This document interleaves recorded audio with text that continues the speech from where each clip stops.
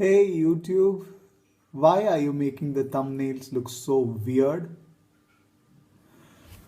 Moving on, today we're going to be talking about the correct application of a matrix band and how to remove the matrix band.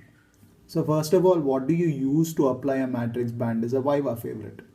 It's the Toffel-Meyer matrix band, also known as the universal retainer.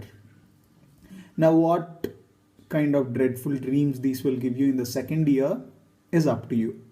Now, the Toffel-Meyer matrix band uses a stainless steel matrix band which you will use to secure the restoration while it sets. And now you already know that because that's basic when you come to second year dentistry. What you need to know about the Toffel-Meyer is that it is very tricky to apply and even more trickier to remove. Okay, it's not trickier to apply. It's quite easy. So what you can do is there's something called the large knurl nut. Go through your books. And there's a small knurl nut. And then there is a locking vise and a pointed spindle. And there's a neck and a head. So what you can do is you can place the matrix band as shown in the textbooks and all that is fine. But what you can do is you can you might already know this, but first secure the small knurl nut with the matrix band, then use the larger knurl nut and secure, tighten it. Don't over tighten it and don't even under tighten it. What happens when you under tighten it? Case 1. So what happens when you under tighten it is the bulk of the amalgam will pop out of your proximal box in a class 2 preparation. What happens when you over tighten it? What happens when you over tighten it is after you have condensed it, all that is fine, the amalgam will relax a little, and when it does relax, it will apply pressure to the matrix band, and when you remove the matrix band, the pressure is lost and the stress is relieved and it might, crackle or it might you just crack off and it will just pop up. So secure it adequately, not too tight, not too loose. Don't forget the wedge. The wooden wedge is very, very important.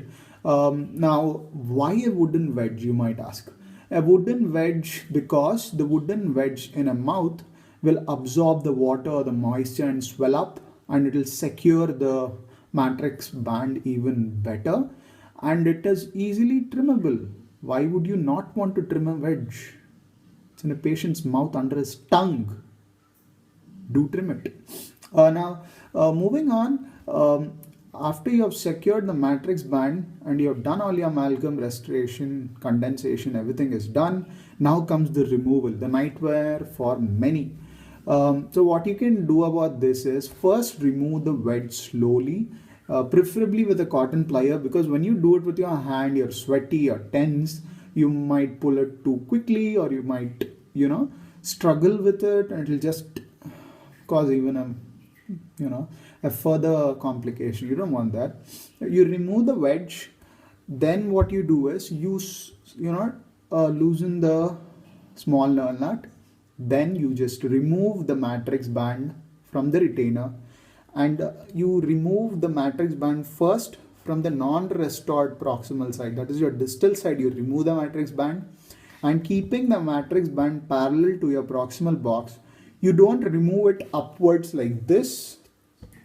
You remove it like this. One hand is stationary. With the other hand, you just, jerk it, chuck. Remove it. And after you've removed it, don't get tense. My bad. I can't re-record this. So once you've removed it, what you can do is don't get tensed or anything.